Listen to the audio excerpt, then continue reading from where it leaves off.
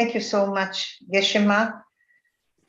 I say it every week and I will repeat it because it's truly amazing how grateful we are, how fortunate we are to get these teachings. Yeah.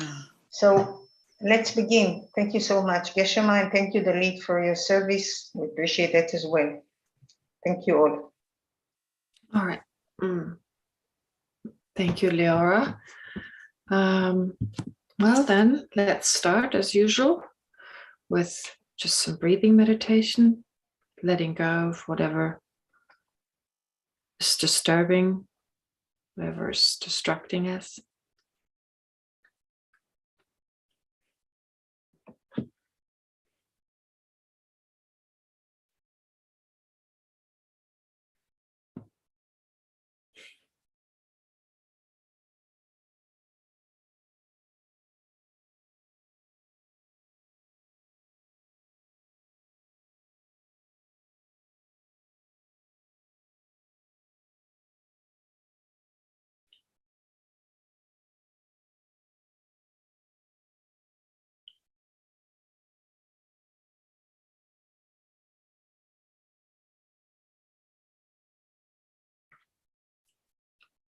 And then think that Buddha Shakyamuni is once again the space in front of you, appears before you.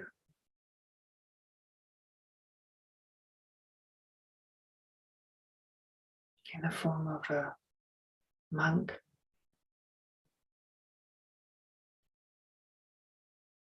As an emanation of all the enlightened qualities.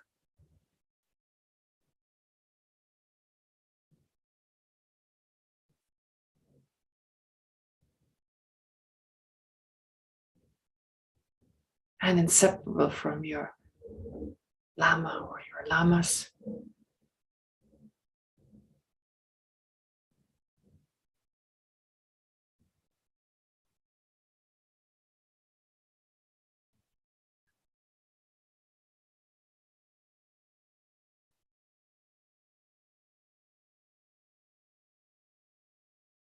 And the Buddha surrounded by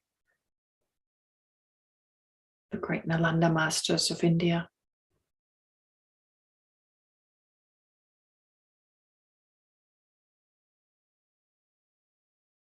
The great masters of Tibet.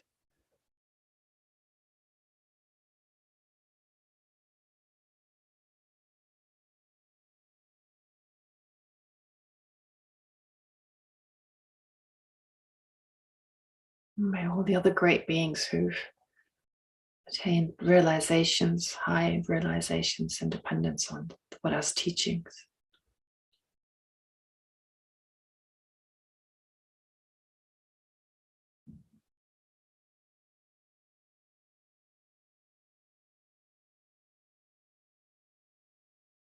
Just feel their presence in this space in front of you,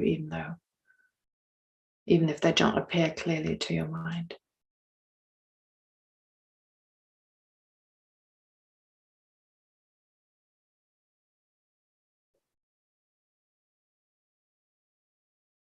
And also think that you're surrounded by all of the sentient beings.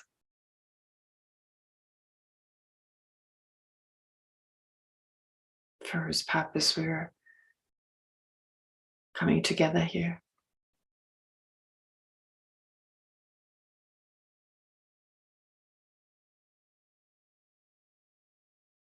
All of them being the same in having a pure mind that is temporarily afflicted by delusions, the imprints these leave.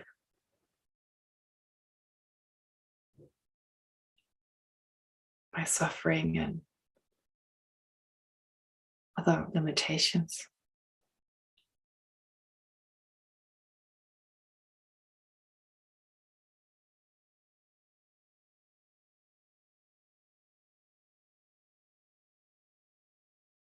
And it's due to their karmic actions, motivated by a different afflictive emotions. They appear in different forms.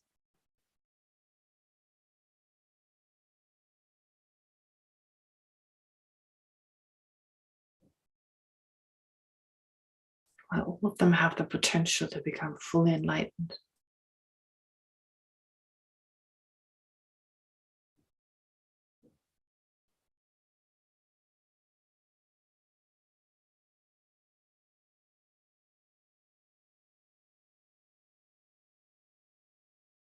And aware of that, then generate affectionate love, a feeling of openness towards each one of them, and acceptance of all their shortcomings. And at the same time, deep care and affection, as well as concern for their well-being.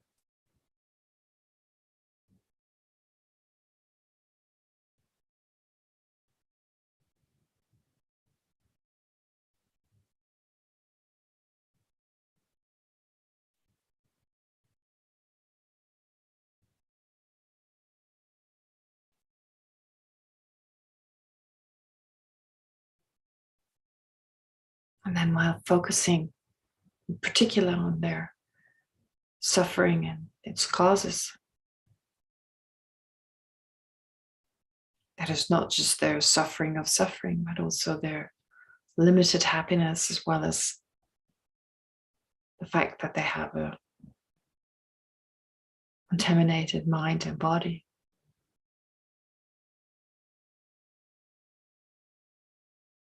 Generate great compassion towards all sentient beings, wishing them to be free from whatever keeps them in samsara.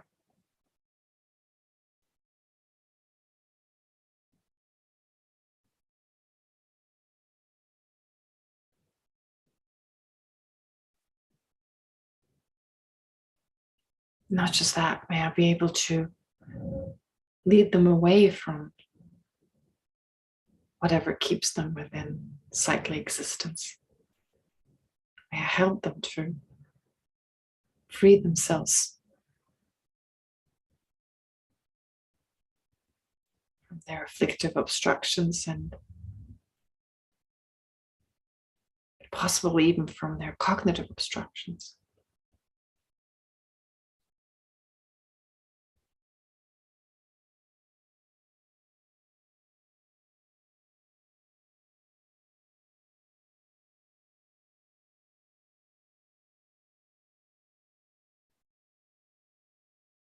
And that aspiration, as it grows stronger, then gives way to the altruistic attitude, the determination to do whatever is necessary, and however long it takes, to lead sentient beings to a state where they're free from afflictive obscurations and even all cognitive obscurations.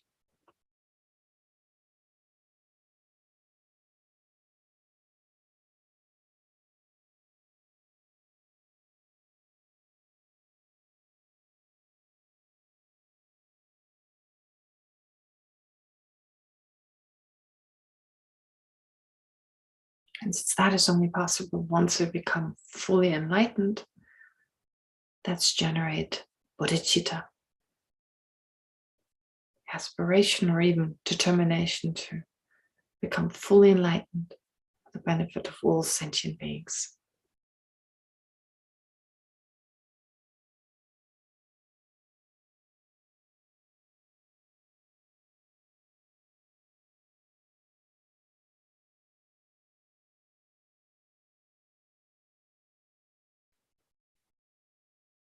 And also think that it's with this motivation, with this wish to become enlightened for the welfare of all sentient beings, that we continue to study Chandrakirti's text.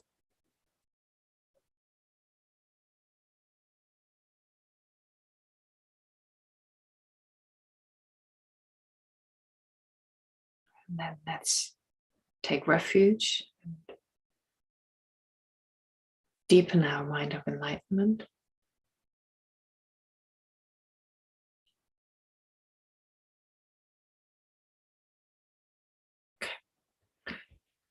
I go for refuge until I'm enlightened to the Buddha, the Dharma, and the Supreme Assembly.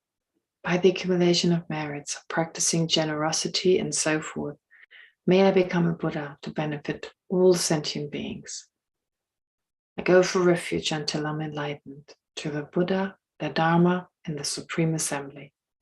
By the accumulation of merits, of practicing generosity, and so forth, may I become a Buddha to benefit all sentient beings. Go for refuge until I'm enlightened to the Buddha, the Dharma, and the Supreme Assembly. By the accumulation of merits, of practicing generosity, and so forth, may I become a Buddha to benefit all sentient beings.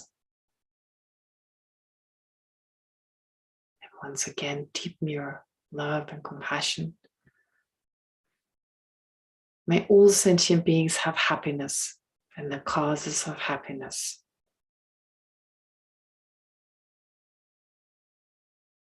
May all sentient beings be free from suffering and the causes of suffering.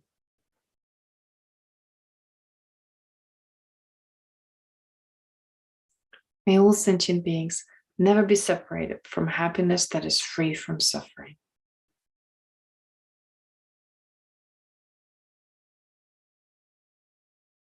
And may all sentient beings abide in equanimity, free from attachment for friends and hatred for enemies.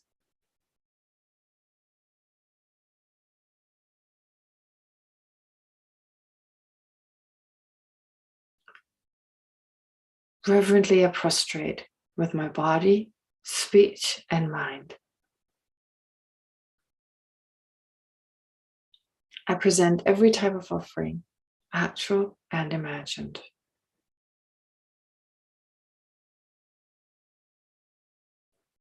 I declare all my negative actions accumulated since beginning this time.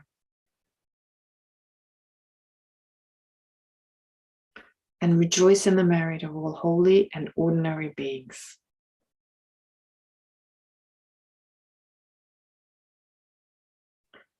Please remain until the end of cyclic existence.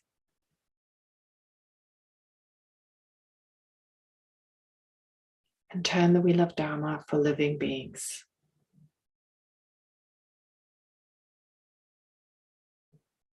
I dedicate my own merits and those of others to the great enlightenment. Okay.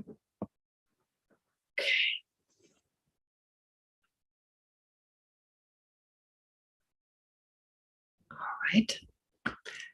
Well, I apologize for this noise. I don't know whether you can hear it. There are a few planes that make a lot of noise. I live near an airport and usually it's quiet around this time, but yeah, tonight it isn't. Okay, well, for this coming week, of course, we're still practicing bodhicitta, the mind of enlightenment. Again, to regenerate this mind as many times as you can. Remember what it is what is your goal? Well, enlightenment, what does that mean? And then with the verses we'll get to today, that hopefully becomes a little bit clearer. We'll at least talk about the emptiness of certain characteristics of a Buddha. But at the same time, we could start also with Donglen, with the practice of giving and taking. Now, many of you, probably most of you, are familiar with this practice, which is said to be extremely powerful.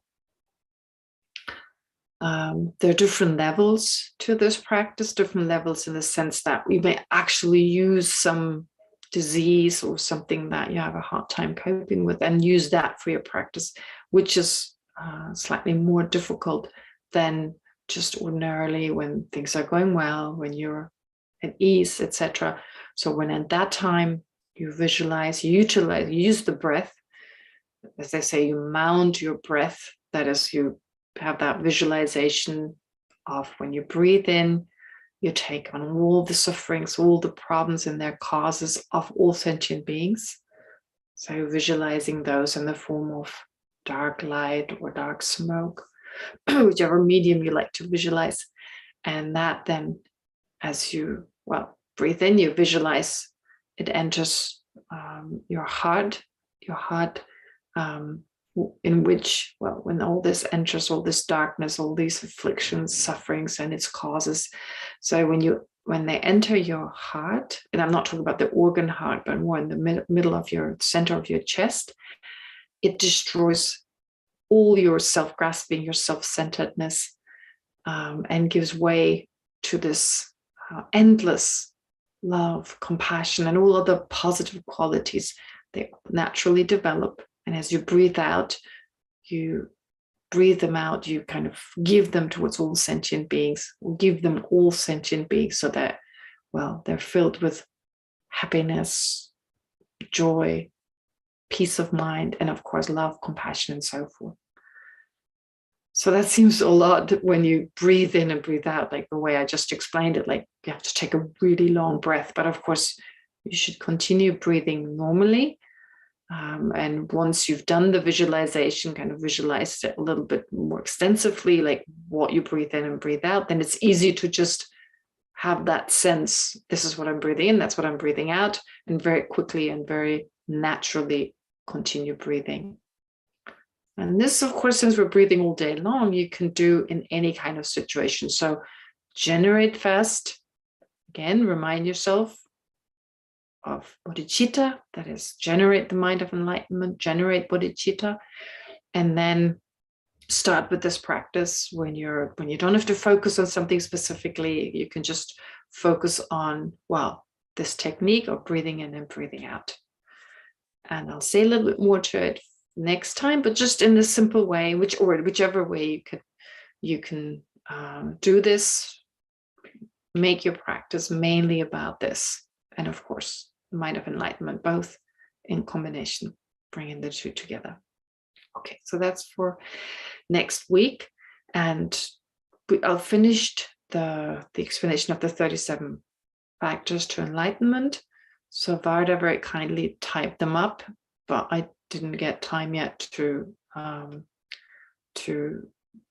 correct what I want to edit, whatever I wanted to edit. So I'll do that tomorrow probably, and then send it back to Varda Dalit, so that it can be sent on to you. There's really very little that needs to be changed, but I'm grateful that Varda typed it up again, because somehow I lost my Word file. And we'll continue with the verses today, but I've also neglected the questions that were asked, mainly by Jimmy. One question I haven't really gone through completely, but I won't do this today because it would take too long. So I'll want to address another question he had. And I was also thinking, many of you are Israeli. So Israelis usually ask so many questions, and there aren't many questions come from the Israelis. So I'm wondering whether it has to do with writing them down. Maybe that is just too complicated. So voice messages work too. If you have any kind of spontaneously, you have a question, it comes up. In class, of course, we could do that too. But if you want to think about it a little more and send a voice message, maybe in the group to Dalit, and she can forward it to my account. So it's pretty easy, and I can just listen to it. So if that works better for you, instead of having to write it all down, and it's much more complicated. So you're welcome to ask questions, of course. Of course, you also have the chance with Gila to ask her, discuss with her. And definitely many of your questions will be answered in that way. Okay, anyway, just to address Jimmy's question, which is a really difficult one. He talks about relating to your teacher or to our teacher in difficult situations. Well, first of all, I don't like to use the word teacher so much as the word Llama. I prefer usually it's like a teacher. I think of a teacher more like a teacher in school, like someone who teaches you other subjects other than Dharma. in my case, I'm not even teaching, I'm just a friend. So we are just having a discussion. But usually, and I think that's what he means from the context, it becomes clear, I like to refer to that person as a Lama. There are different types of words or different ideas also of a teacher in the Buddhist context. There is an elder person, like an elder as in like, well, someone you, like in the monastery, for instance, you may think of an elder monk, an elder nun who can teach you certain things, who guides you, who shows you aspects of the Dharma. So there's definitely that. And then you have a Lama in the Sutric context, often referred to as a spiritual or virtuous friend, but of course a lot more than a friend, really. Like I would refer to this person more as a Lama. And then in the Tantric context, it's like, yeah, well, a Tantric Lama, again, something different. So in that context, really, you would use the word Lama much more than Gyoshinyin meaning virtuous friend, literally. And relating to them is different to all three of them, obviously. Like an elder, the respect you have for this elder person is different than to the spiritual friend, if you like, or the Sutric Lama. And then the way you relate to the Sutric Lama, once again, is different to how you relate to a Tantric Lama. And he's basically asking how to relate to someone. So using the example of Marpa and Milarepa, so as that example, it's pretty clear that he's not just talking about an ordinary teacher. And he says, well, if we have a teacher who criticizes us and scolds us and finds faults, isn't that better than having a Lama? Well, having a Lama who scolds us and so forth, isn't that better than having someone who treats us always nicely and always spoils our ego? Oh, yeah, theoretically, of course.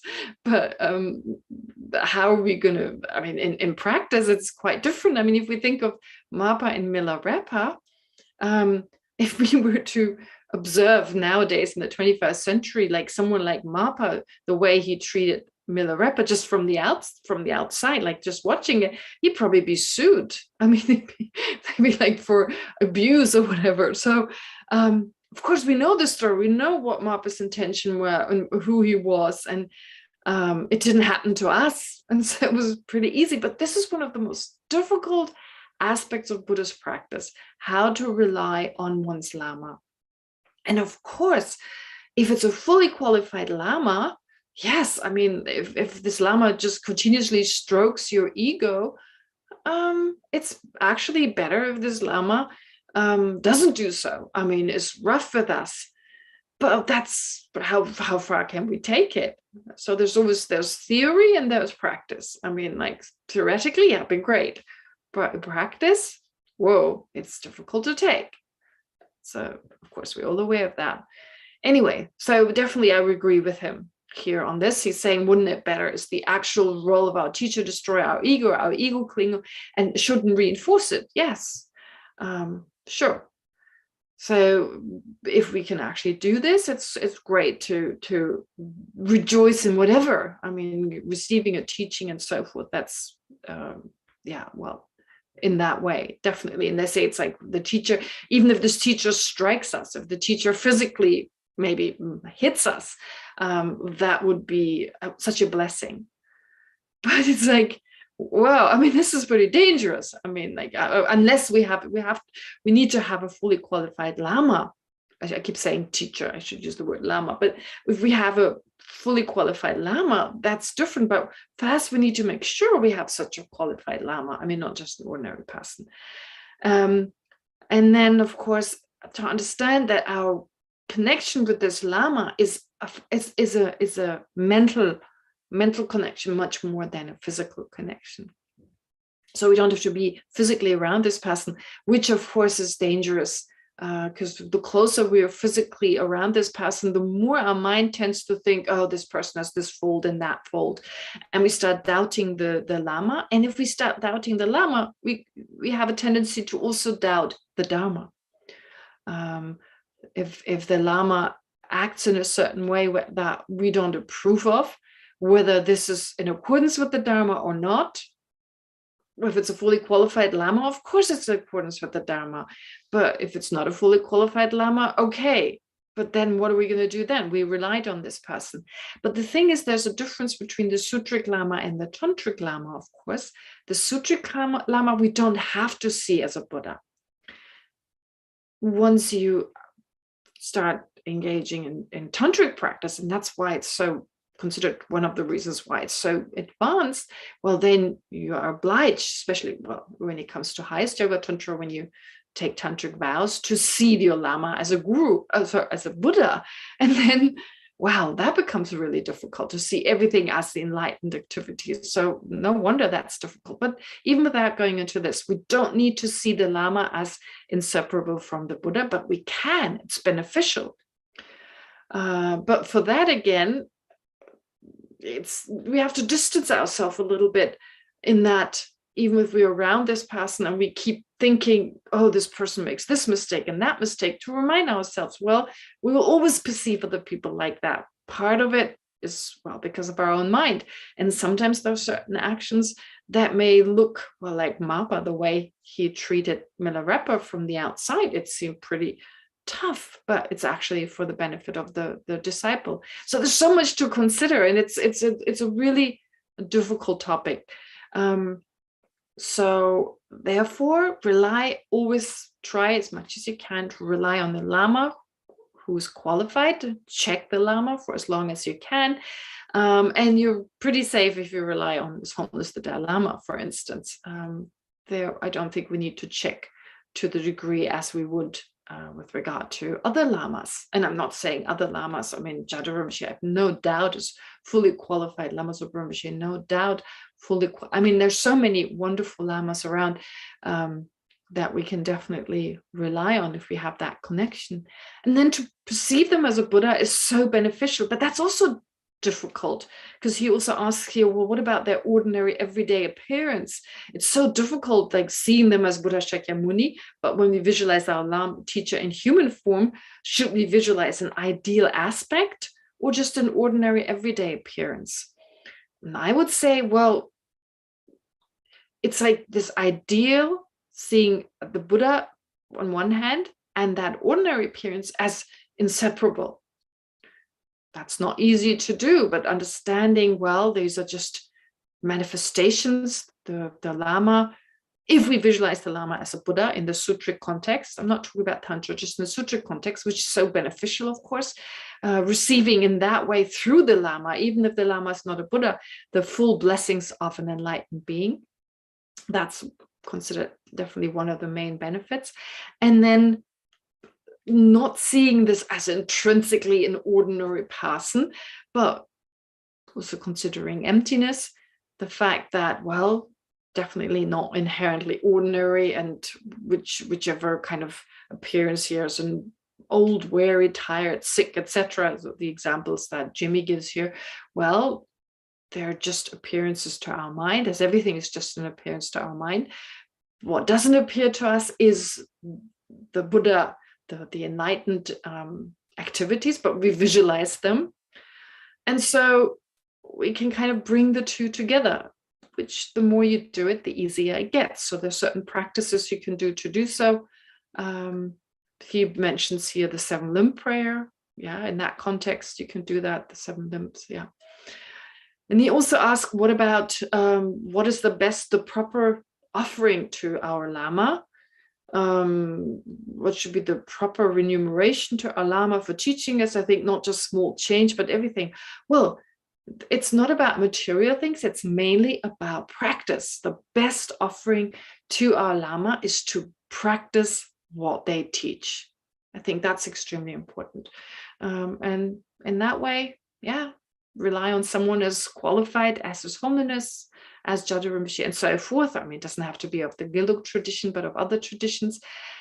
If then you see His Holiness, for instance, and His Holiness doesn't even look your way, that's okay, right? I mean, sometimes people want to be so close, like when His Holiness walks past, they want to be right in the front row, and they really want His Holiness to stop and talk to them and smile at them. I mean, what? I mean, it's nice when it happens, but to kind of push your way through and try to be there in the front, I mean, it's not so. It's not about that. It's about the mental connection that was most important. It's not the physical one. So if it happens, great, rejoice, wonderful, but don't expect it to happen the next day again and do everything. I mean, we can just observe that. That's not what it's all about. Okay, so most important, whether the Llama manifests as knowing you or not. I mean, the Llama, if you've chosen a fully qualified Llama, they know you, but it's not about kind of showing that, acknowledging your existence. It's about, well, working with your ego. And then most important is, of course, to practice what they say. And if you have a personal relationship with them, well, as he says, it's good if the Llama doesn't spoil your egos and stroke your ego. So I haven't really said much more to it. I think whatever I said has already been, you already know this. But yeah, so that was his question. It was pretty long. Okay, so then let's go back to the text. All right, now I'm done with these 37 factors to enlightenment. Let's go back, but just to remind you again, we've been talking about emptiness, of course, the whole, well, over a year now, but in this context, Chandrakirti is now saying, well, emptiness, you kind of get what that is all about. Now apply this to the different situations. And he does so, he instructs us, and this is really something we should meditate on in all its details. I mean, if we just learn about it, that's almost like learning how to run a marathon. I mean, theoretically knowing how to run a marathon, but never leaving our bed, never actually starting to run. I mean, we know which shoes, what shoes to wear, how to place our foot, how fast to run. Theoretically, we all know all that, but we never actually sit down to internalize what we learned. And you have this chance now. What we do here after each class, or at the end of each class, is not enough at all. I mean, I'm quickly going through some of what we read, but if you would take it slowly and go through whatever you've understood, and then meditate on the emptiness of these different factors here, well, that is so much more beneficial. And bring in other things in your daily life. Take the time to meditate on it, take it apart. Where is the essence of this object? Is it its parts? Is it separate from them? Does it exist in any way in relation to these parts? And so forth, and try to find this inherent entity that appears to your mind. And in the end, conclude, of course, that it's merely labeled. So that's the only way to realize emptiness, to understand emptiness better. Initially have a better sense of it, and eventually, of course, realize it. But anyway, so Chandrakirti, he talks first about emptiness of the 6 sense faculties. Okay, as part of the 16. So I'm not going to use the word so much, inner, it's called the inner, but just the meaning. So what do we need in order to perceive things? There's a condition we all need. There are causes that we all need from our own side in order to perceive something, and they're included in the 6 sense faculties. Well, they lack inherent existence. So the emptiness of the 6 sense faculties, what we need from our own side to perceive something. And then there's the emptiness of the objects, which we also need to perceive something. You need an object. So the emptiness of those. And then the emptiness of the physical basis of the sense faculty. So not the sense faculty itself, but the physical basis you need for these sense faculties. So they lack inherent existence. And then, and here I'm jumping a little bit, I'll leave out one, and I'll come to it later. There's the emptiness of space, of the space that's all around us. That's, well, every atom is 99%, whatever, made of space. That lacks inherent existence. The whole world is mainly made of space, the whole physical world. Well, that lacks inherent existence. Then the emptiness of the great nirvana, the Dhammakaya of a Buddha, the cessation of all obstructions, of all obscurations, that lacks inherent existence. And all impermanent phenomena, just summarizing, I mean, whatever there is that is impermanent, that is changing, it lacks inherent existence. Whatever is permanent, doesn't change moment by moment, that lacks inherent existence. Okay, so that way, yeah, those are the first 8 emptinesses. I've only left out one, which I'll come back to. And then there's the emptiness of samsara, the beginningless and endless, so samsara. There's the emptiness of the universal vehicle, that which is not to be discarded, so the emptiness of that. And there's the emptiness of all phenomena. And the emptiness of defining characteristics. So this is how far we got. And then, of course, there's the emptiness of emptiness, emptiness of the middle way, and the emptiness of the ultimate nature. Okay, so emptiness of emptiness is described 3 times. It's part of those 16. There's the emptiness of emptiness itself. And sometimes it's described as just emptiness, like emptiness of emptiness, it says, or the emptiness of beyond extremes. So emptiness seen from the point of view of the middle way, and understanding that that middle way, emptiness as a middle way, it lacks inherent existence. Or emptiness as the intrinsic and ultimate nature of all phenomena, it lacks inherent existence. All right. In that way, we talked about the first 13 of the 16 types of emptiness. Okay, so I hope it wasn't too confusing. I don't want you to get caught up in the words as much as understanding, just remembering what we went through. Okay, now we discussed all this, and this should be something we go over again. All right, what are my sense faculties? What are they? They lack inherent existence, to remember. And then the objects all around me, take each one of them. In what way are visual forms? How do they lack inherent existence? Sounds and so forth. Bring in modern science. You have to. I mean, you have to. The way it's explained in the Buddhist scriptures, it's, I believe, to a certain degree, not enough. What are visual objects? What are sounds and so forth? And in what way can we say they lack inherent existence? Okay, and then space and emptiness itself and so forth. But we got now to the emptiness of defining characteristics. And this is the most extensively explained emptiness of the 16 types. It's the most extensive one, and it kind of makes sense. I mean, defining characteristics, anything we perceive by way of its defining characteristics. To understand it, we need to know its defining characteristics. So if I ask you, what is the table? What are you going to tell me? What are you going to describe? The defining characteristics. When I ask you, think of a table, what are you going to think of? The defining characteristics. That shows, again, that a table doesn't exist inherently. Because in order to talk about the table, in order to think about the table, you need to think of something other than the table. It's different characteristics, and they're not the table.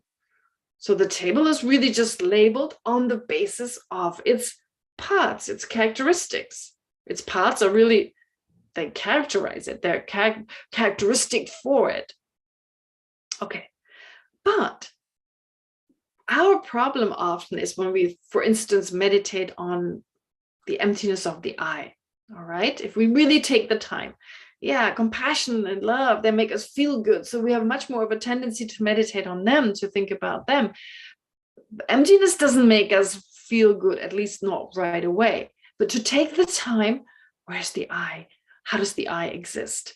So that's great if then at some point we don't find the I. I mean, this is wonderful in a situation where you feel like you've been personally hurt. You take it personally, what the other person said, and then look for that person that got personally hurt. I mean, where is that? And if you don't find it, it's so much easier to deal with this situation. Well, depending how you've done this. Taking the insult, for instance, whatever has bothered you, and also to do the same thing. But we shouldn't stop there. We shouldn't stop at taking the insult itself or taking the person itself. We should take the defining characteristics of the person and do the same thing with them. So what is characteristic for me? I have a body, I have a mind, right? I have the 5 aggregates. Again, go through them and so forth. All right, so in that way, it becomes really expansive. It becomes really well, extensive to such a degree that you don't just focus on one type of emptiness, but all sorts of emptinesses. And you come to the same conclusion, I can't find anything. All right. So here, especially the emptiness of the defining characteristic gives us this opportunity because it's extensively set forth by way of describing these defining characteristics from the point of view of being a basis, from the point of view of being a path, and from the point of view of being a result. And here, result, of course, result, Buddhahood. Okay. So basis, what does it tell us here? It talks about the defining characteristics of really anything that exists. All right. So in Buddhism, you have words such as phenomenon, that which exists, the world, reality. Those are words that are often used interchangeably. So anything that can be perceived by a correct mind, whatever exists. Okay. And because it's so abstract in a way to say whatever exists, there are ways of describing that. And in the Abhidharma literature, Vasubandhu, for instance, in the Tibetan tradition, we followed the Abhidharma tradition of Vasubandhu. You have the Theravada Abhidharma, which is slightly different, but you have Vasubandhu's Abhidharma, for instance, or Asanga's Abhidharma. So they follow a certain division of phenomena, a certain way of categorizing phenomena. And although we're following mainly of the philosophical schools, we don't follow the Abhidharma school, which is mainly, well, Vasubandhu's is from the point of view of the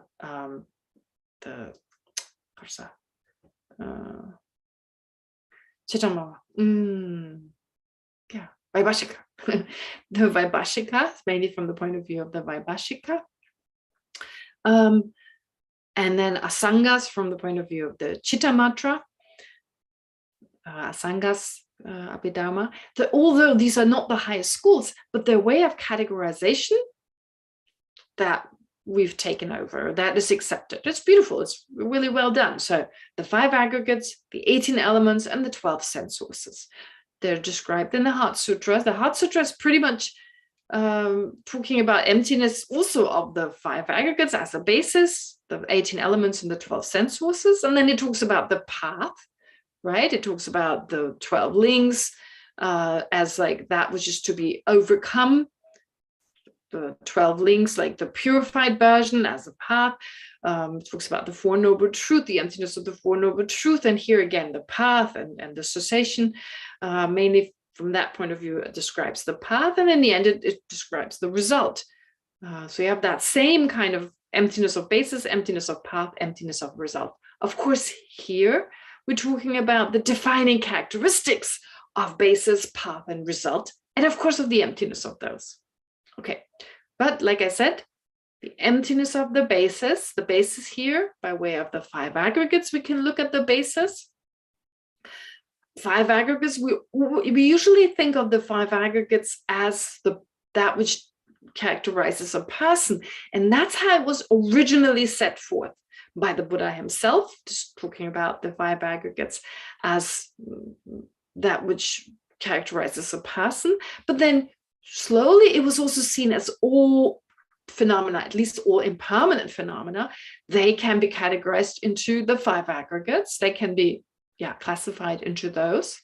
And then you have the 18 elements and the 12 sense sources. Well, initially, it was also talking about the person, the 18 elements, which are the 6 sense faculties, the 6 objects, and the objects that are perceived by that interact with the sense faculties to then give rise to the 6 consciousnesses that perceive the 6 objects. So just simply spoken, so the 18 elements are really the 6 sense faculties, the 6 objects that can be perceived by a mind, and the 6 types of consciousness.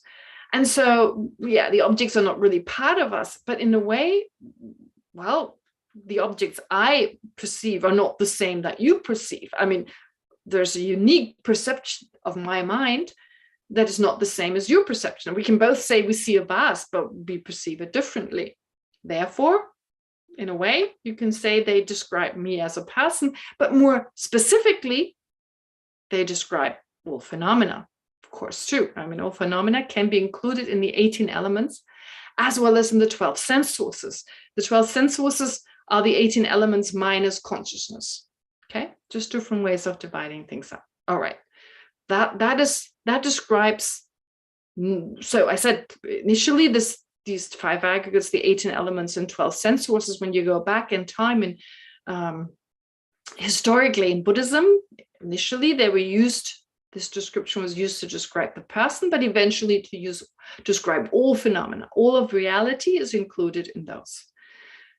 And they each have their defining characteristics. And of course, these defining characteristics lack inherent existence. Okay, and then you have the path. You have the 6 perfections. Each one of them has its defining characteristics, and those, of course, lack inherent existence. Then you have the 8 concentrative absorptions, the 4 of the form realm and the 4 of the formless realm. And you have the 4 immeasurables. Each one of them has their own characteristics, and those lack inherent existence. Then you have the 37 factors to enlightenment. We went through them extensively. You've understood something about their characteristics. They lack inherent existence. All right, so this is how far we got. It's a little extensive. Anyway, so now where did we get to? We've understood the defining characteristics of these different paths, right? They lack inherent existence. And then the next that I described, and if you could show the text now, that's verse 208, the first 2 lines, talking about the 37 factors, saying that their defining characteristics is that they decisively drive forth from samsara, that drive us away from out of samsara. Okay. Then the next 3 are described as the 3 doors to liberation. The 3 doors to liberation. Now, actually, the 3 doors to liberation are not a path. It's the mind that perceives them, the 3 doors. Usually it's said that the 3 doors to liberation, that is the concentrated meditative concentration that perceives the 3 doors to liberation. So in a way, here explicitly the 3 doors are described, but since we're talking about path and mainly their defining characteristics, so really implied by that is the mind that perceives these 3 doors. Okay, so what are these minds that perceive the 3 doors? Well, what are the 3 doors? That's most important. The 3 doors are 3 types of emptiness. 3 types of emptiness. So it's the door of liberation of emptiness. That's the first door. The door of empty. So here it says in verse 208, the nature of emptiness. So the nature of emptiness. Emptiness is here, the first door, the door of liberation of emptiness. Okay, it's called the door of liberation of emptiness. The second door is the door of liberation of signlessness. The door of liberation of signlessness. That's in verse 209. And then the third door is the door of liberation of wishlessness. Yeah, if you study this more extensively, you're much more familiar with this terminology, but it's pretty simple, actually. It's not that difficult. The first type, emptiness, it's emptiness of an object's nature, of just the entity of an object. So let's take, for instance, myself as a person. So the emptiness of myself as a person, just the entity of a self, just from the point of view of just being this entity, of just having the nature of being a person, right? Or of anything else, a car. Usually when we reflect on emptiness, that's how we reflect on emptiness. We take it from the point of view of its entity, being a car, being a chariot, being a person, just from the point of view of being such a person. We've also done other things like the person as the entity but then taking it from the point of view of being a mother or a child or a student or a teacher. Those are more specific entities, if you like. The entity itself, I mean, this is like a difficult word. In Tibetan, it's like more. More kind of means the thing itself, the entity. And then you can be more specific about, well, being, in the case of a person, its entity is the person, but then more specific entities are, like I said, being a man or a woman, being, I don't know, a student or a teacher, and so forth. Or being both, of course. All right, so that is the nature. But then another way to look at it is from the point of view of being a cause. So this applies, of course, only to impermanent phenomena. So the first one, the nature of something, the entity of something, it can be permanent or impermanent. So understanding, for instance, the emptiness of the person. All right, that would be the emptiness of, that would be the door to liberation of emptiness. Of course, as emptiness itself, it's a door to liberation, and seeing it just from the point of view of being an entity and understanding that it lacks inherent existence. But I can take myself as a person and look at myself as a cause. I'm the cause for my future self. Okay, I can take myself as an entity, as person itself, or I can think of myself as a cause that gives rise to my future I, right, in my next life. Okay, so me, I lack inherent existence, and I'm as a cause, as that which gives rise to a future me. In that sense, what are the defining characteristics of me as a cause of my future self? Well, those defining characteristics are slightly different, at least the ones that I'm taking to mind in order to understand that I'm a cause of my future. You take it from the point of view of karma, for instance. Not that I'm karma, but I'm creating the karma of my future existence, or the karma to be experienced by my future I. And so from that perspective, understanding the defining characteristic of myself as a cause, that lack inherent existence. But I can also see myself as a result. I'm both. I'm a cause of my future. I'm a result of my past. And again, as a result, taking it from the point of view of karma, for instance, I'm experiencing the karmic result, who I am right now, in terms of the body, at least, that I have as a human being. Well, that is a result of what I did in the past. So from that point of view, I'm a result. I can look at myself from that perspective, the defining characteristic of being such a result, and the fact I lack inherent existence. So these are the three types of doors of liberation, three types of emptiness. Emptiness of the entity of something, the entity of a cause of something, and the entity of the result of something. Okay, so when you take since we're talking about path here, so really what is implied here is that they're the defining characteristics of a path that realizes the emptiness of the entity of something. Or a path, the defining characteristics of a path, path consciousness that realizes the emptiness of something being a cause, of a cause. And the defining characteristics of a path consciousness that realizes the emptiness of a result. Those are the three minds that perceive the three doors to liberation. And actually, it says in the commentary, there's actually just really one door to liberation, that's emptiness itself. But you can subdivide it in those three types of emptiness, just as we do it with 16 types. But emptiness here in three types: entity, cause, and result. All right. Now, these are paths. Previously, the 37 factors to enlightenment, those are practices, for instance, not just bodhisattvas engage in, but also hearers and solitary realizers, that is, those who wish to attain self-liberation. And now, these three doors to liberation, or the three paths that realize these three doors to realization, that is, these three types of emptiness, emptiness of the entity, of the cause, and the result, they're seen more from the point of view of a bodhisattva. If you study the 4th chapter of Maitreya's ornament to clear realization, you'll find that these three are seen from the point of view of practices of a bodhisattva. And it kind of makes sense. A bodhisattva has to realize emptiness more extensively than a hearer or solitary realizer. This is something is considered to be quite important, especially according to the Prasangika school. Of course, in the Prasangika system, whether you want to be self-liberated or whether you want to become enlightened, you need to realize emptiness. So as to the two goals, liberation, self-liberation, as well as full enlightenment, you need to realize emptiness. The other philosophical schools have different views on that, but we're following the highest philosophical school, which says, well, emptiness has to be realized by both.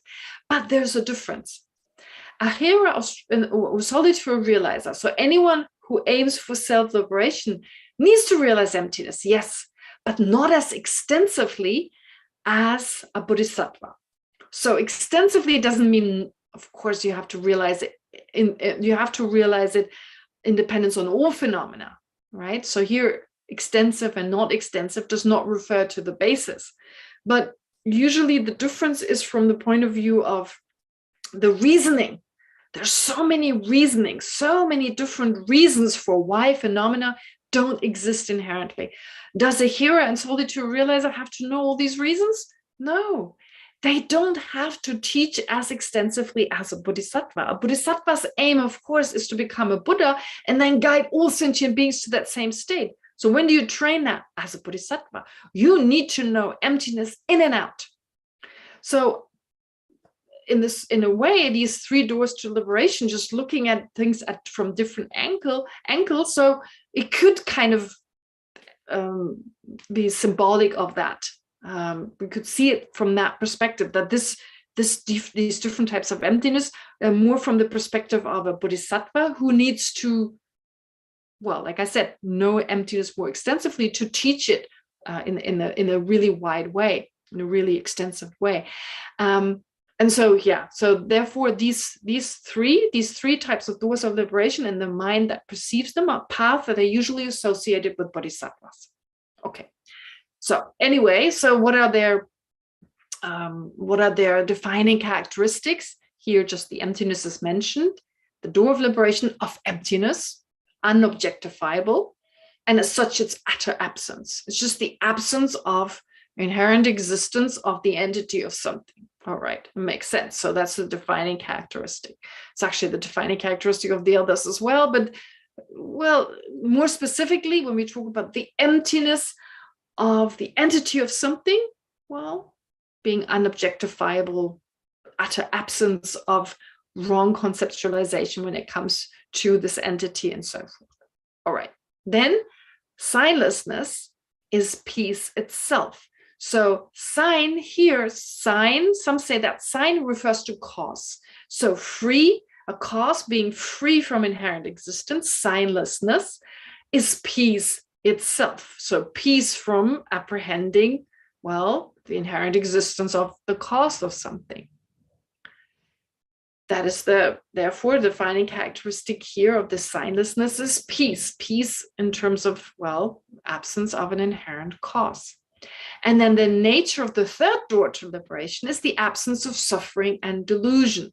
So wishlessness, the door to liberation of wishlessness, here the third door is called wishlessness. What are the wishes? Well, wishes seen from the point of view of results. So wishes of nirvana and samsara.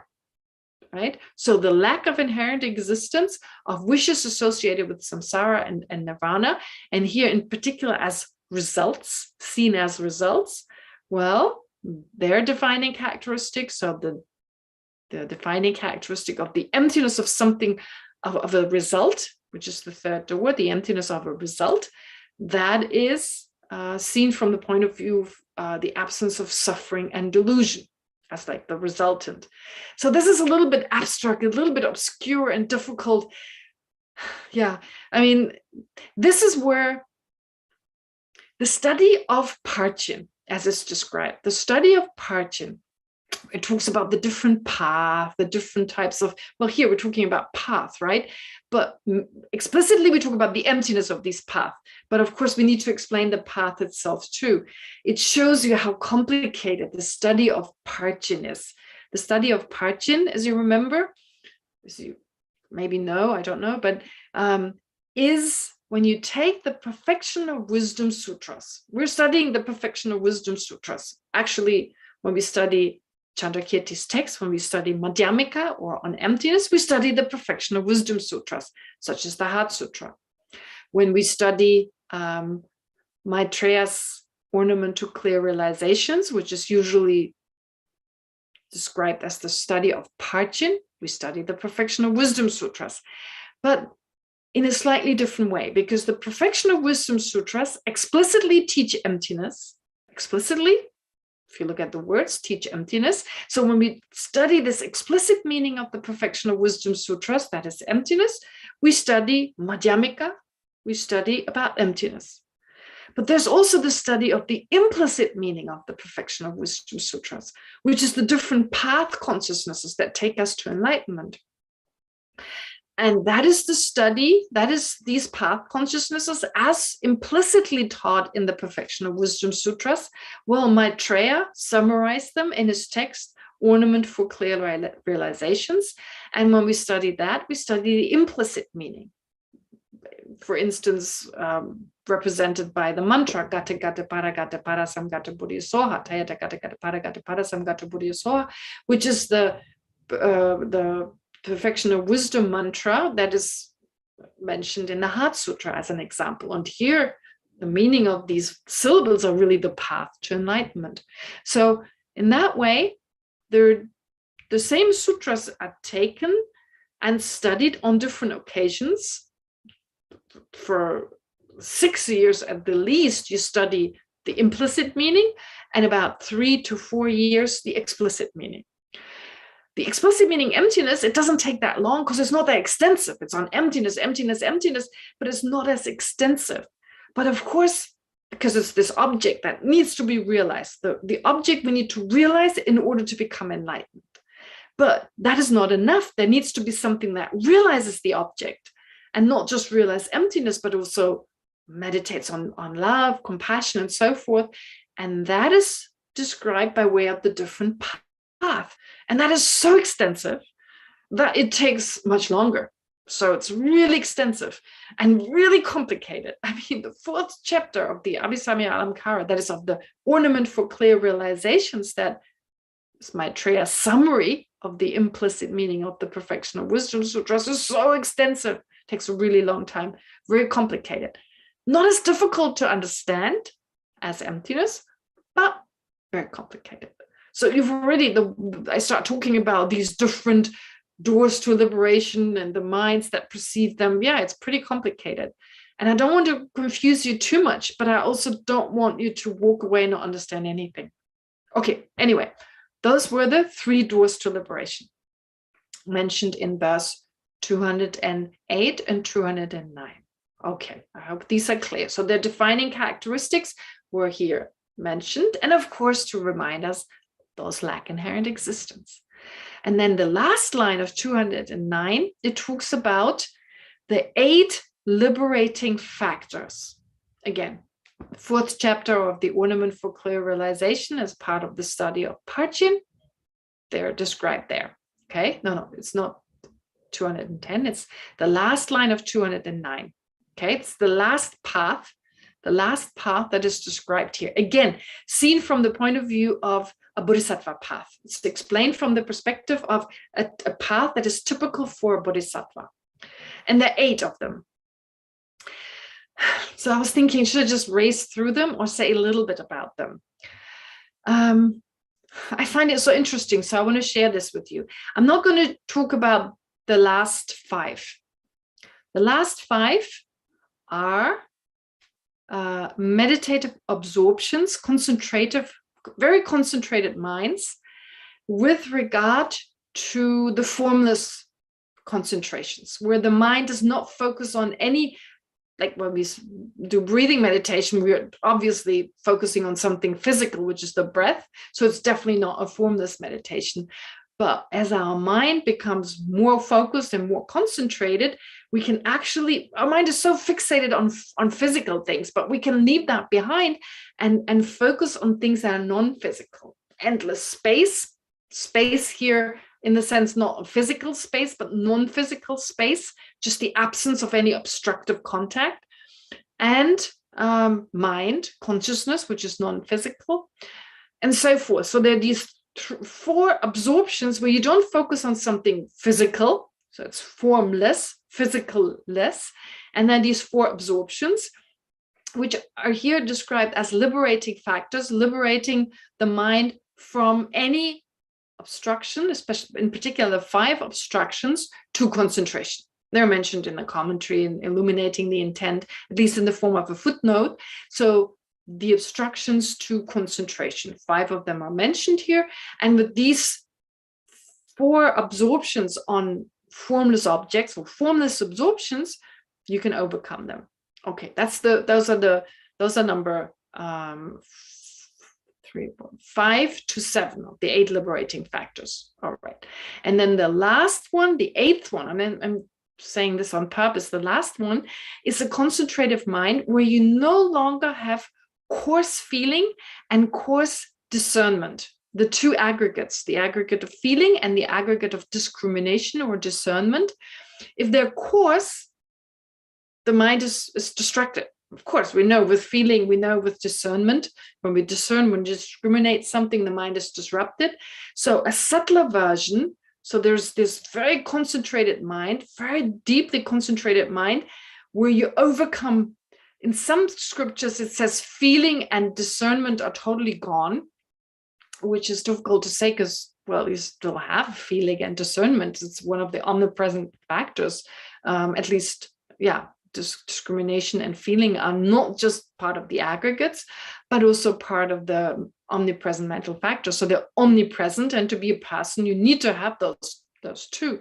So to say that they're totally gone, well, one interpretation is that the coarse type, that is gone. No, only subtle are left. Okay. Anyway, don't need to say so much more about them.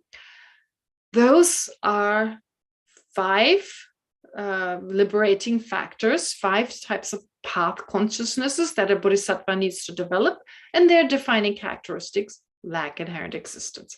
But there's the first 3. I find them interesting from the point of view of a bodhisattva, because what does a bodhisattva do at a certain point? They manifest in different ways. They emanate in different ways. They emanate different forms. So this sounds very Harry Potter kind of magical, like, manifesting these different forms. But if we think a bodhisattva, what is a bodhisattva? Once you reach the path of seeing, you realize emptiness directly, and you can start emanating, appearing in different ways. A Buddha does this anyway. I mean, we say the Buddha appears in the space in front of us. That's not make-believe. Actually, the Buddha, there's no place where the Buddha doesn't exist. So when we visualize the Buddha in the space in front of us, well, the Buddha could appear as a monk, the way he appeared 2,500 years ago. The mental continuum of the Buddha is still around. And so the Buddha is everywhere and could appear. So we're actually just tapping into the enlightened activity of the Buddha by visualizing this. But even the Bodhisattva can do this, not to the same extent, but can do it. They can manifest different physical appearances, which sounds so beyond us. We can also manifest physical appearances. Our body, our limited mind can manifest in this physical, right? It connects. Our mind is connected with this body, and our mind is responsible for manifesting this existence, right? But this is not called a manifestation as such. I mean, I use that word, but yeah, we're just stuck with this body. But a mind that is free from many of the obstacles that we have, a mind of a bodhisattva, at least on the path of seeing, can manifest in so many different ways, but still having obstacles. And these obstacles are described by way of these 8 the first three liberating factors. I find them so beautiful in a way, because it explains how this is actually possible. The first one, it's a very concentrated mind. It views external forms. It does view external forms, but in order to be able to manifest physical objects, the mind manifesting physical objects that look just like ordinary objects. So the first one views external forms while not dismantling, and here I'm using the words Thupten Jinpa uses first in his translation of the commentary, illuminating the intent.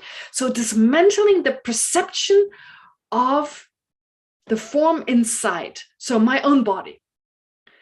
Okay, so we're very much fixated on our own body. We identify very strongly with our own body. And so initially, when you view these objects around you with this very concentrated mind, in order to be able to now manifest different physical objects yourself, you identify with your own physical form that you're born with, or that you're, well, usually initially have, at least in the beginning, right? That's the first state really. So at that time, you start to manifest possibly things, but the form that you ordinarily have, right, you identify with that. You have a notion of that physical aspect. That's only a first level. But then as you progress, the next level is viewing these external forms, but dismantling this perception of your own mind, of your own body. So without identifying really with your own body, you focus more on the four mental aggregates, identifying more with them, the mental aggregates such as feeling, discernment, and so forth. So to kind of move away from that fixation on form. You do still perceive other objects, but not identify so much with your own form, let go of that, and now you're even better able to manifest any type of form. It's like a condition for manifesting them. And the third one is, again, a concentration where you view everything as appealing form, as being appealing.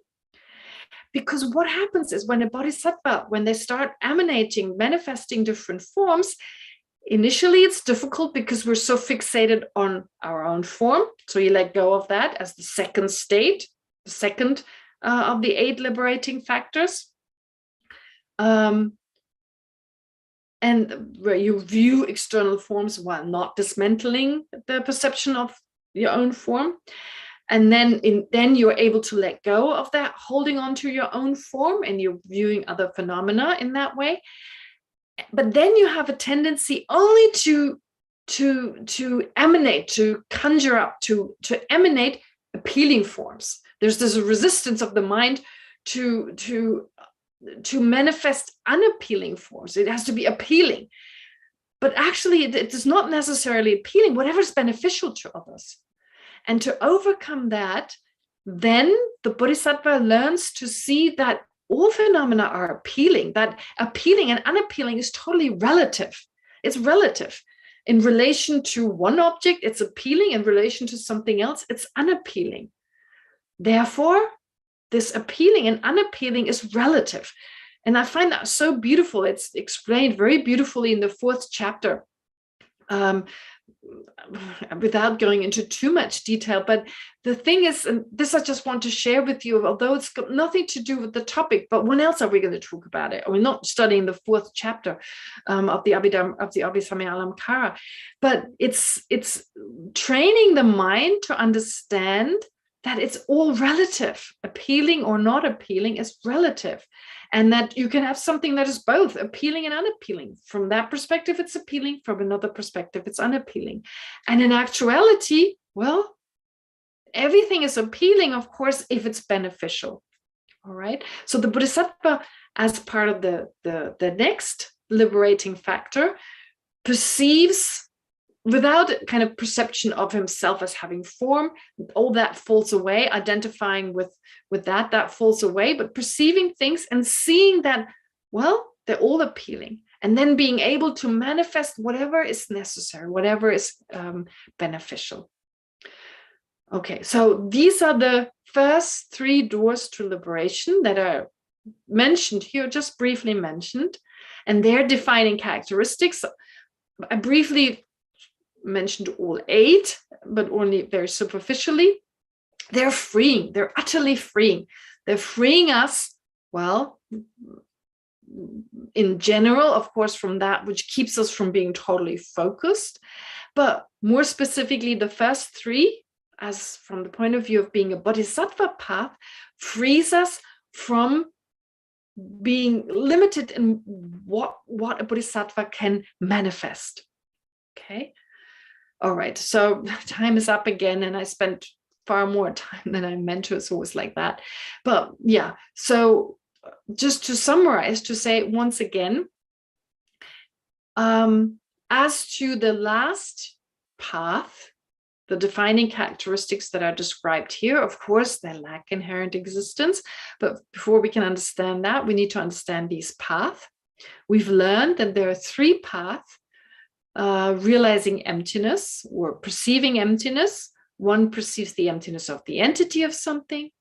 One perceives the emptiness of a cause, and one perceives the entity of a result, or perceiving a phenomenon from the point of view of being a cause and realizing the emptiness, and realizing the emptiness of a phenomenon from the point of view of being a result, and realizing so a mind that realizes those 3 types of emptiness, 3 different types of mind that perceive, again, the emptiness of an entity, emptiness of a cause, and emptiness of a result.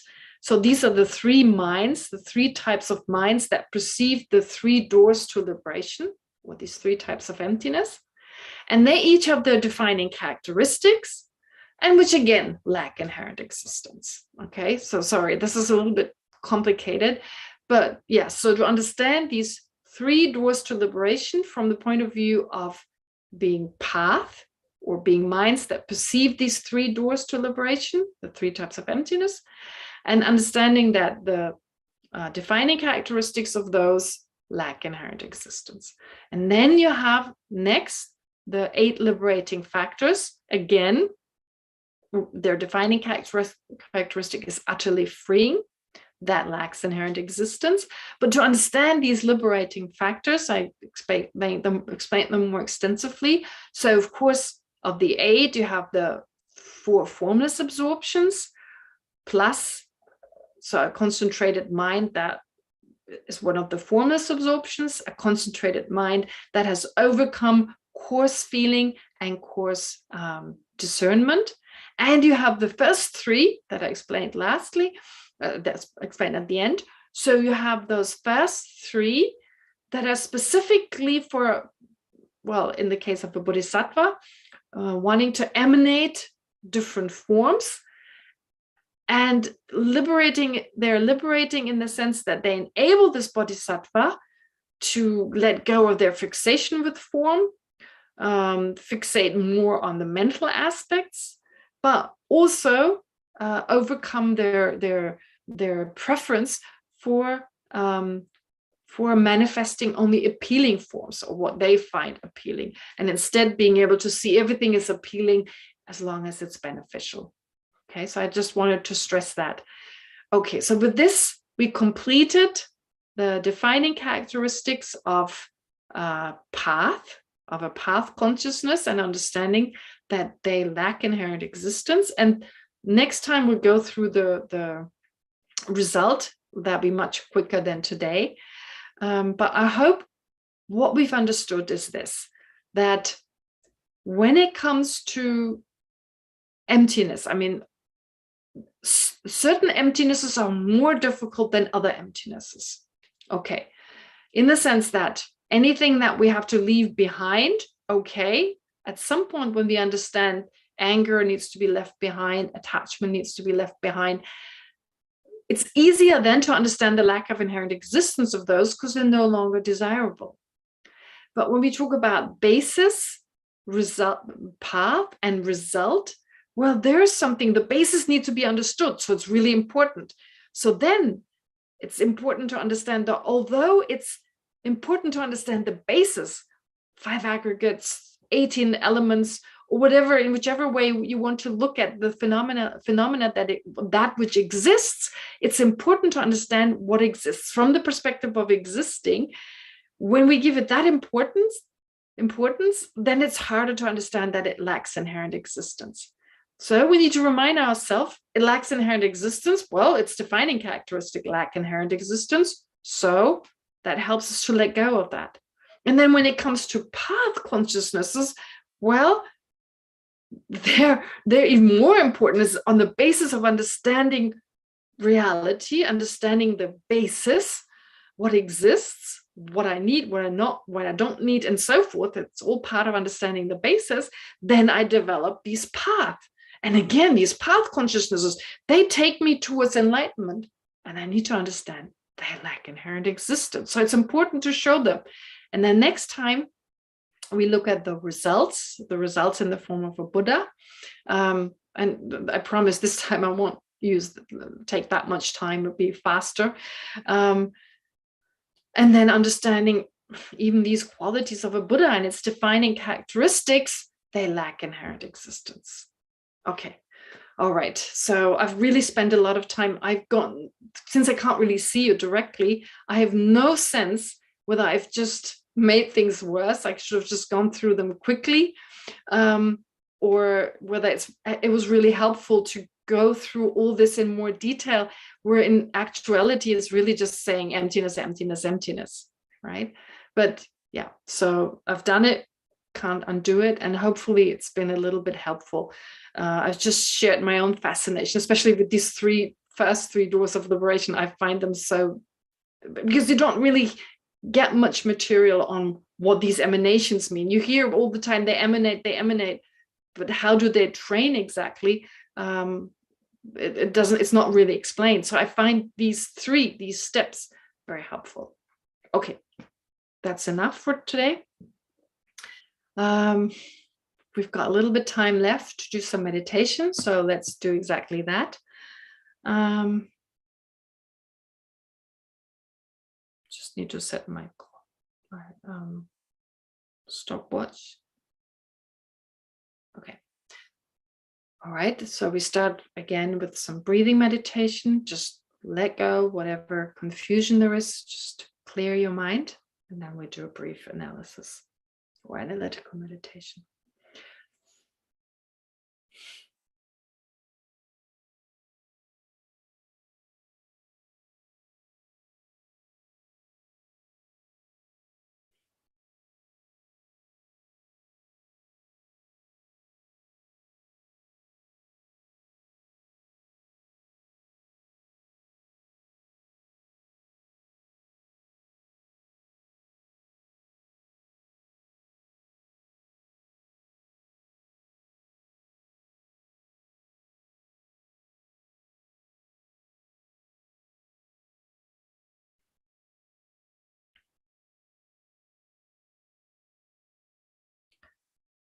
Now, with regard to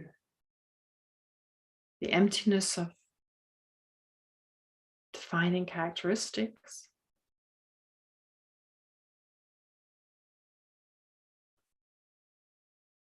we need to understand that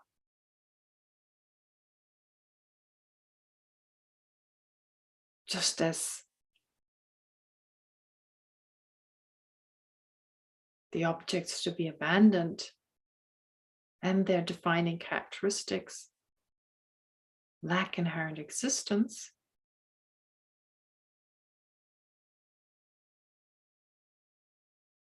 so do the objects that are to be adopted.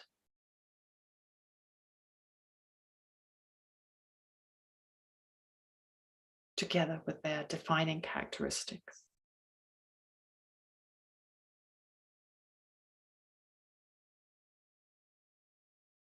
So the path consciousness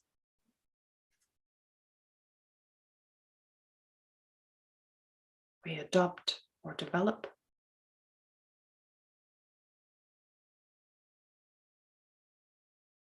they too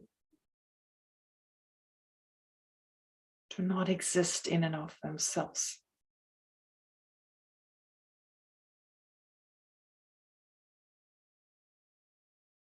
but are merely labeled.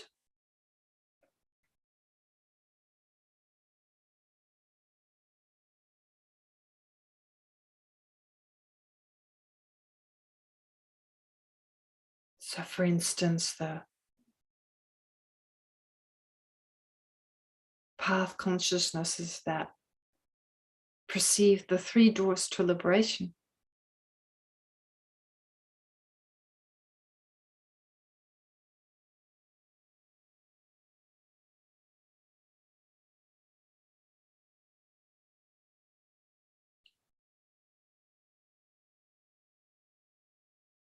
They don't exist in and of themselves.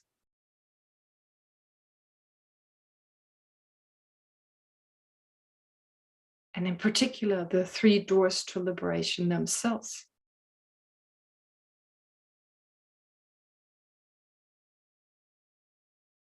The 3 types of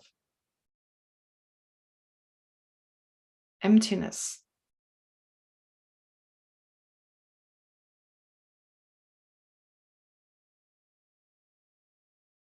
Emptiness of an entity. Emptiness of a cause and emptiness of a result.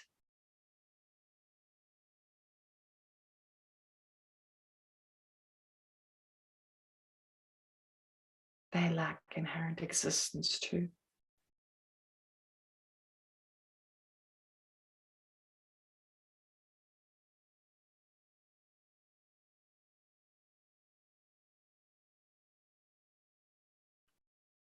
So the emptiness of an entity is called the door of liberation of emptiness.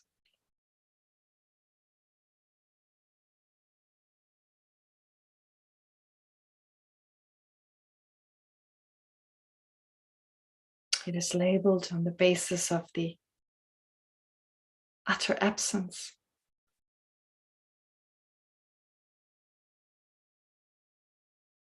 The inherent existence of an object as an entity.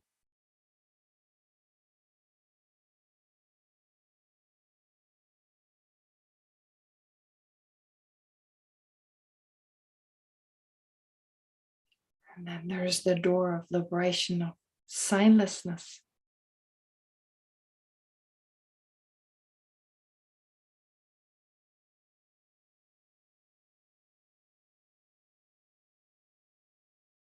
Which is the emptiness of an object that is a cause.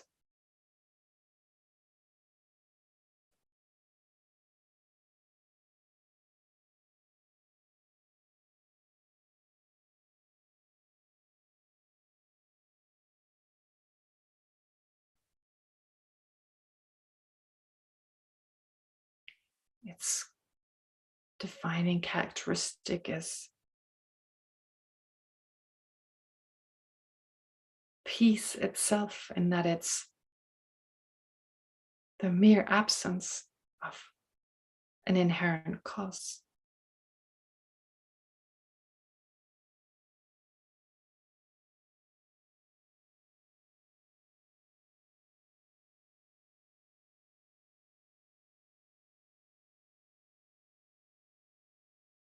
Which is also merely labeled.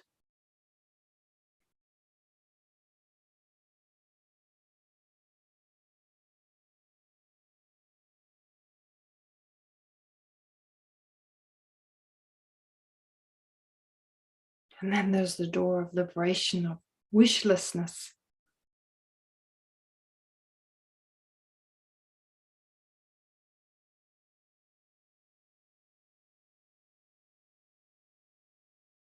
Which is the emptiness of a result.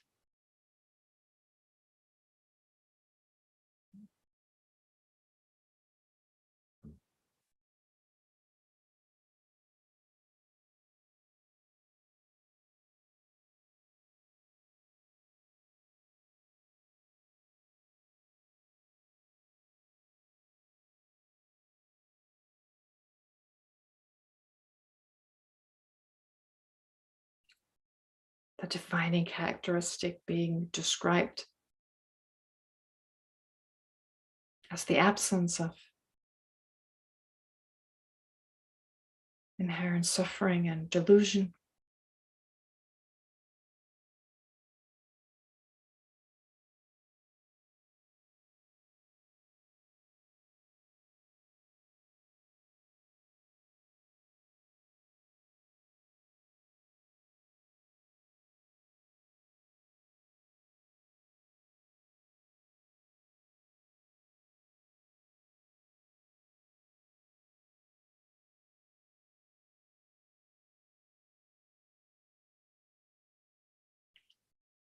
And then Chandrakirti mentions the 8 liberating factors.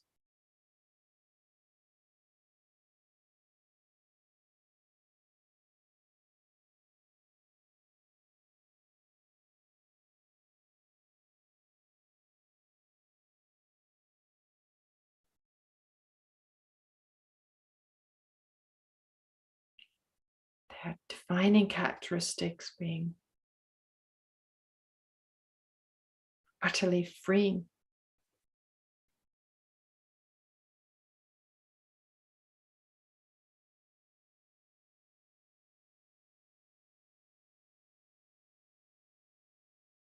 and like the 3 doors of liberation,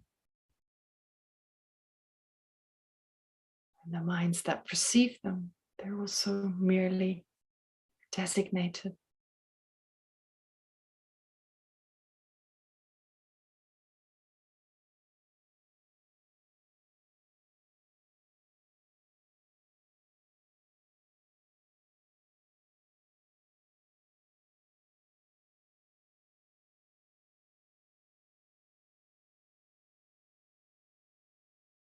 So conventionally,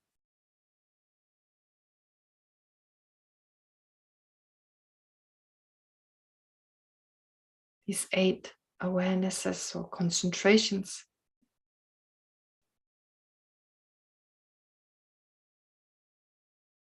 that are described as liberating factors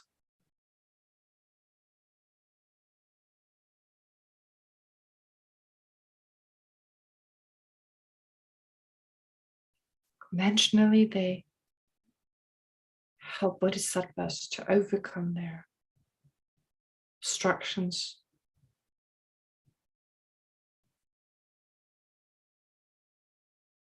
to deep meditative concentration.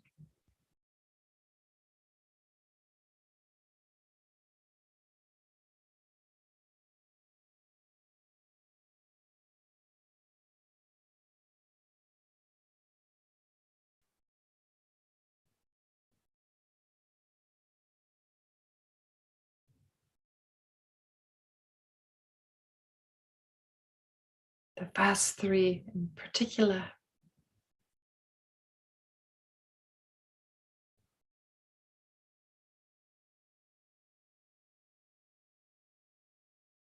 enabling a bodhisattva to emanate different physical appearances, different physical objects.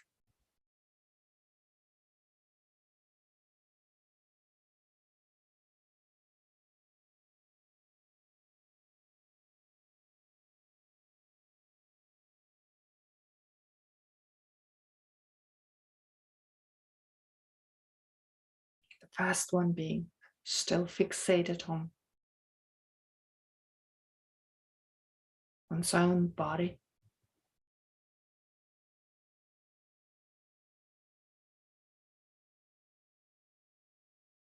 The second having overcome that fixation.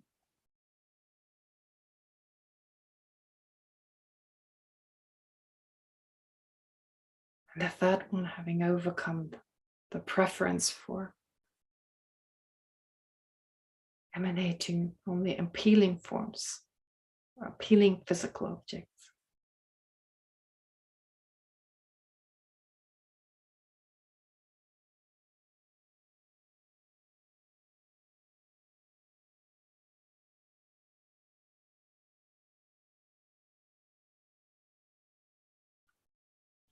And although they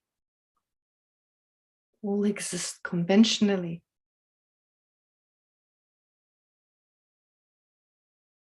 and conventionally take a bodhisattva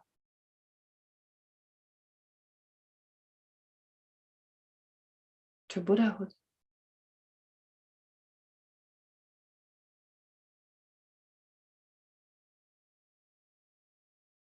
they too are merely labeled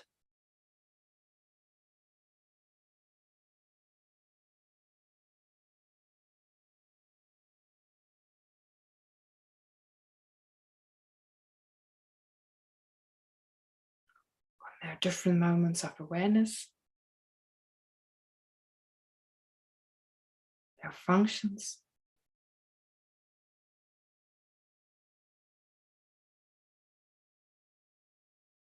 and other defining characteristics.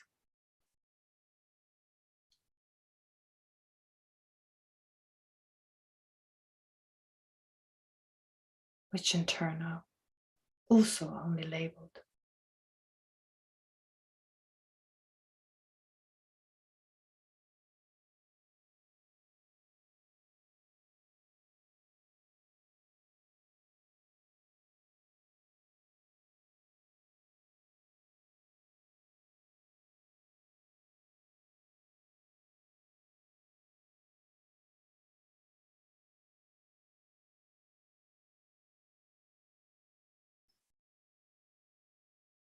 And now to conclude a short analysis. Whatever insight you've reached on the fact that even the path consciousness and its defining characteristics lacks inherent existence.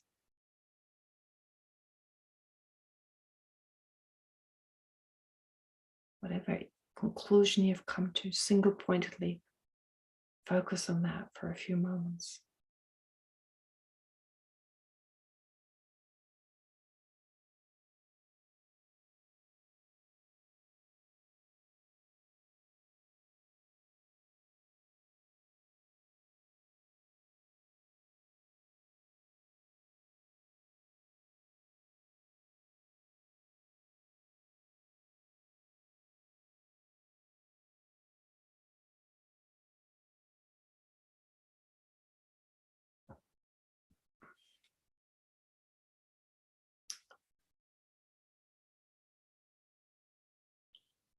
And so then let's now dedicate whatever positive potential we accumulated here together.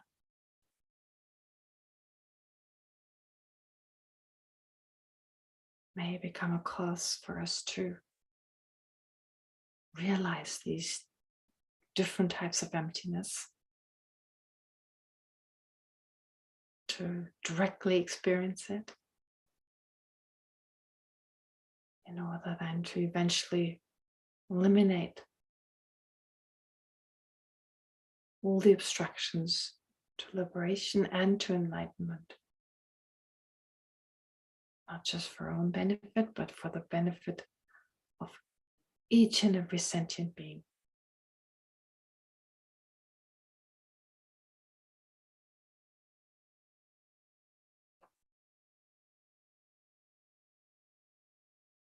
May all the virtue, all the merit we accumulated, may that also cause our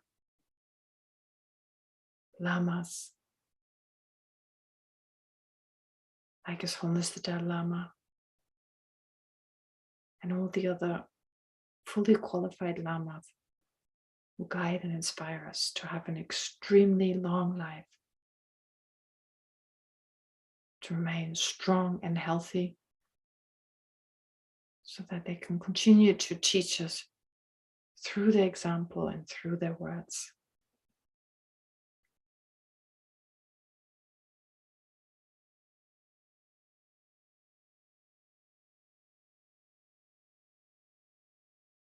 May the virtue we accumulated also help all the other beings right here, right now, May it help for Geshe Punsok, for Tali Lubin, for Norit Cohen to quickly recover. For Michael's mother, Maria, to have a very good rebirth.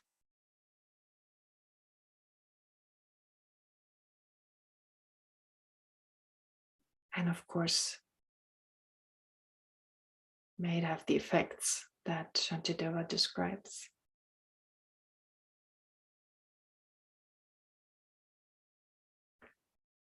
May all beings everywhere, plagued by sufferings of body and mind, attain an ocean of happiness and joy by virtue of my merits. May no living creature suffer, commit evil, or ever fall ill. May no one be afraid or belittled with a mind weighed down by depression. May the blind see forms and the deaf hear sounds. May those whose bodies are worn with toil be restored on finding repose. May the naked find clothing, the hungry find food. May the thirsty find water and delicious drinks. May the poor find wealth, those weak with sorrow find joy. May the forlorn find hope, constant happiness and prosperity. May there be timely rains and bountiful harvests.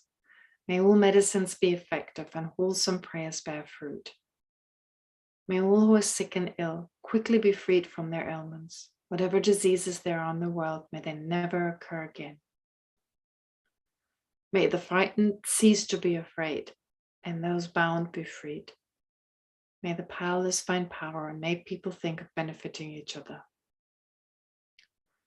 For as long as space remains, for as long as sentient beings remain, until then may I too remain, to dispel the miseries of the world.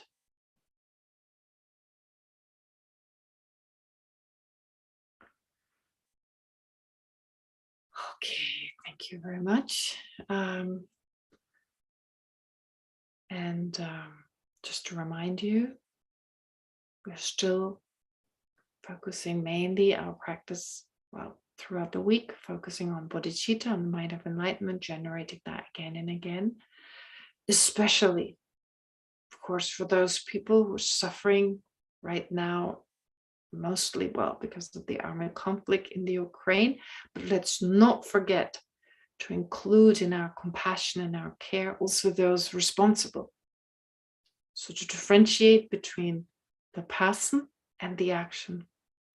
Not saying we approve of the action, but to not exclude those who are responsible for the suffering, but to include them in our love and compassion and our wish to become enlightened for them. Become enlightened for them and of course all other sentient beings. So let's focus on that to make sure we don't generate aversion towards some and include others in our love and compassion. And of course, then also focusing on all sentient beings, let's try and do Donglen in the way I just said at the very beginning. So when you're in a car, when you're brushing your teeth, etc. So those times when you're on autopilot, basically, when you can do other things is at the same time, focus on bodhicitta and on Donglen. And of course, any other time you have, reflect on the verses we've been going through. All right, that's a lot to do for next week. But yeah, anyway. Not easy. Not easy to develop compassion for the aggressors. Quite a teaching, quite a job to do. Yes. But they need our compassion more than, because what they're doing to themselves, of course. Yeah, not easy. No, it's worth it. Thank you so much. Yeah. Thank you. All right. Have a great week, and I'll see you again next week. Thank you Okay. so much. Good night, Geshe. Good night. Bye. Bye-bye. Bye-bye, Dharma friends. Bye-bye.